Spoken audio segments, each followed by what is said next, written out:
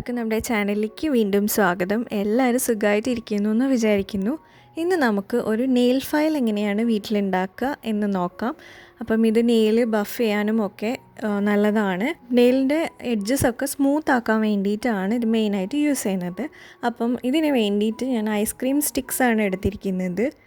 അപ്പം ഒരു 4 ice cream stick എടുത്തിട്ട് ഇതിങ്ങനെ ഒന്നിൻ്റെ മേലെ വേറെ ഒന്ന് വെച്ചിട്ട് 4 എണ്ണവും വെച്ച് സ്റ്റിക്ക് ചെയ്യണം. അപ്പം ഞാൻ ഫെവിക്കോളിനെ കൊണ്ടാണ് സ്റ്റിക്ക് ചെയ്യുന്നത്. നിങ്ങളുടെ അടുത്ത് ഗ്ലൂ ഗൺ ഉണ്ടെങ്കിൽ ഗ്ലൂ ഗൺ യൂസ് ചെയ്യാം. പക്ഷേ ഫെവിക്കോൾ തന്നെ മതിയാവും.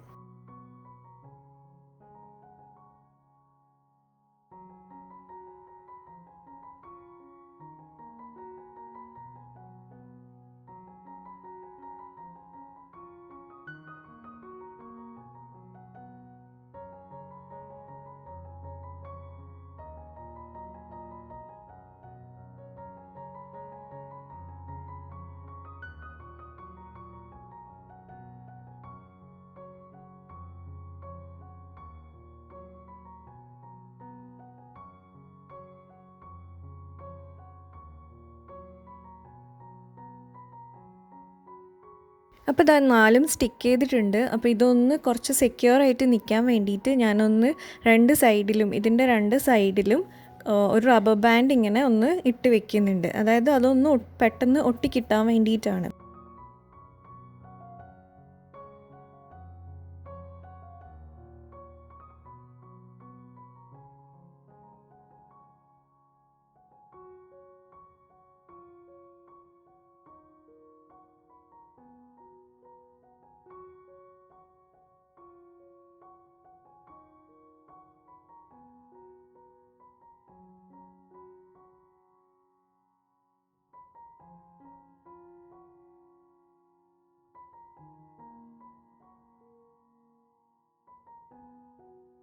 ഈ ഗ്ലൂ ഇപ്പോൾ നല്ലപോലെ ഉണങ്ങിയിട്ടുണ്ട്. അപ്പോൾ ഇതൊക്കെ ഒരുമിച്ച് നല്ലപോലെ സ്റ്റിക്കായിട്ടുണ്ട്.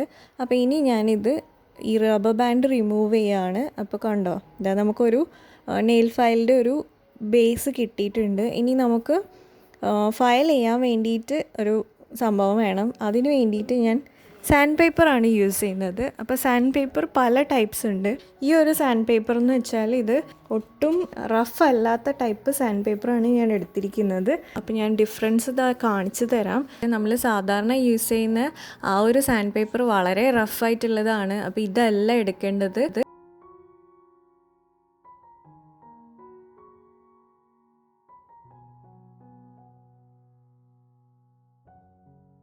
അപ്പോൾ ഈ സോഫ്റ്റ് ആയിട്ടുള്ള സാൻഡ് പേപ്പർ ഞാൻ എടുത്തിട്ടുണ്ട്. ഇതിൻ്റെ ഒരു പീസാണ് എടുക്കുന്നത്.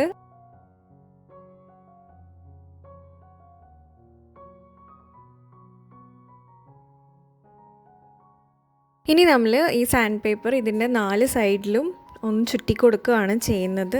സെയിം അളവിൽ നമ്മളൊന്ന് ചുറ്റിയിട്ട് ഒട്ടിച്ച് കൊടുക്കുക. അപ്പോൾ ഒട്ടിക്കുമ്പം ആ ഫയൽ വരുന്ന ഭാഗം പുറത്തേക്ക് ആക്കിയിട്ട് വേണം ഒട്ടിച്ചെടുക്കാൻ.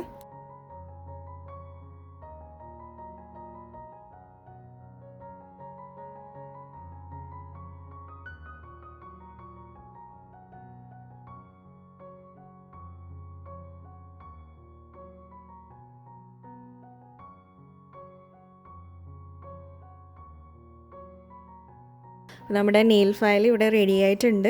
ഞാനിവിടെ നെയിൽ ഫയൽ ചെയ്ത് കാണിച്ചു തരാം. ഇതൊക്കെ ഉണ്ടോ, നല്ലപോലെ വർക്ക് ചെയ്യുന്നുണ്ട്. അപ്പം അത്രയേ ഉള്ളൂ ഇന്നത്തെ വീഡിയോ. എല്ലാവർക്കും വീഡിയോ ഇഷ്ടമായിട്ടുണ്ടാവുമെന്ന് വിചാരിക്കുന്നു. ഇഷ്ടമായിട്ടുണ്ടെങ്കിൽ ലൈക്ക് ചെയ്യാനും ഷെയർ ചെയ്യാനൊന്നും മറക്കരുത്. സബ്സ്ക്രൈബ് ചെയ്യാതെ ആരെങ്കിലും വീഡിയോ കാണുന്നുണ്ടെങ്കിൽ സബ്സ്ക്രൈബ് ചെയ്യാനും മറക്കരുത്. അപ്പോൾ നമുക്കിനി വേറൊരു വീഡിയോയിൽ കാണാം. അതുവരെ ബൈ.